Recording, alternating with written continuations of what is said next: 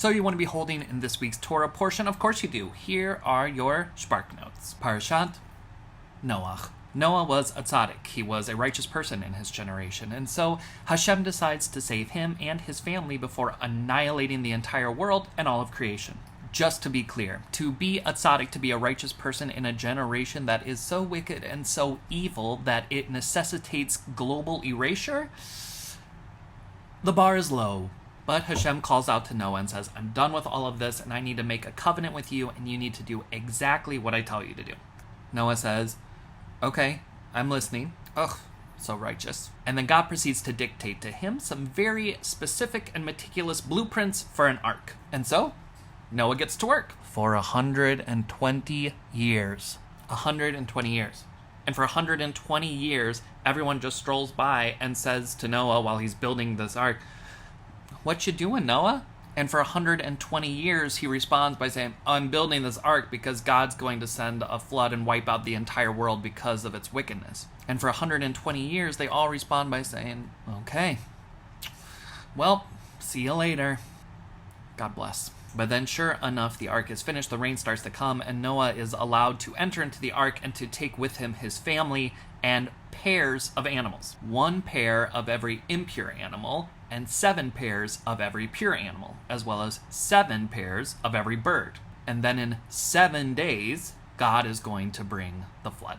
So if you haven't noticed the pattern yet, the secret word is 7. And that number has huge significance in Judaism, and especially in the book of Bereshit, in the book of Genesis, but we'll talk about that another time. The waters of the earth and the waters of the heaven break open, and the world is destroyed, with the exception of Noah, his family, and the animals on the ark. Now here comes the inevitable question, but what about the fish? I don't know. I don't know. I don't know. I guess they're fine. After 150 days, the flood starts to diminish, and the tips of the mountains start to reveal themselves. And the water continues to go down, and so Noah sends out a raven. And that raven is never heard from again. Literally never mentioned again. Some say that he joined a canasta league in Boca. Others say that he flew to Baltimore and started an NFL franchise. It is a teku. It stands unresolved, and when Eliyahu Hanavi comes, he will come and tell us exactly what happened to that raven. So then Noah sends out a dove, and like a good Jewish bird does, he comes back home. But without any news. And so Noah waits a few days and then tries again and sends out the dove again, and this time the dove comes back with an olive branch in its beak. Land ho! The waters reduce, and the world starts anew. Noah hops out of the ark and slaughters some animals as an offering to Hashem, which feels like kind of not part of the plan because those numbers of animals were very specific, but oh well. And Hashem says, this is great. I am so glad that I wiped out all of those wicked ones and preserved these righteous people.